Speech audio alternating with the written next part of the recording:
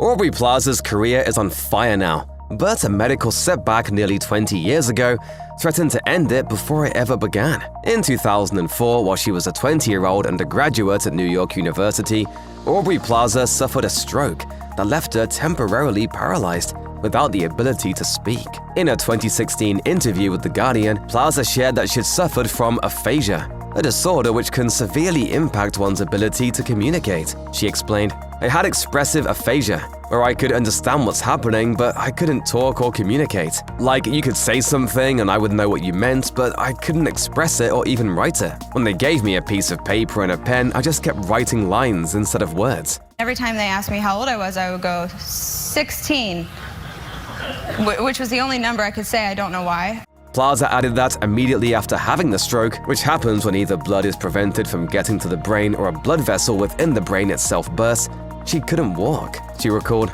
"When it first happened to me, I was paralyzed, but I was so young that my brain healed itself really fast. I was really lucky in that way." Maybe the most frightening part of the entire ordeal, as Plaza explained to Fresh Air in 2017, is that because she appeared okay when she got to the emergency room, she wasn't examined right away. However, when she was, her condition was immediately apparent.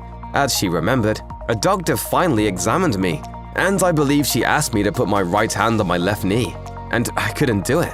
I was confused about right and left, and I think that's when everyone realized, oh, like she had a stroke." Plaza has been remarkably open about what happened, which is helpful to other stroke victims who may be reluctant to talk about their experience for fear of being stigmatized. Strokes are in fact distressingly common.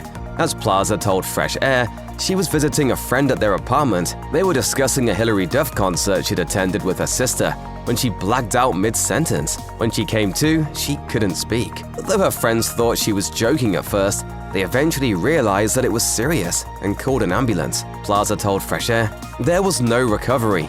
I mean, when you have a stroke, you have a stroke. There's nothing you can do about it. Your brain has to heal itself." Plaza added that she still has lingering complications from the experience, even after cognitive therapy and a successful recovery. As she explained, "But I still have things that only I would notice that are kind of left over from that incident. And since then, I've had some minor, they call them TIAs, which are transient ischemic attacks, that are tiny little strokes. So something's up with my blood, but I don't know what it is." Just a few years after her devastating medical setback, Plaza landed her career-defining role.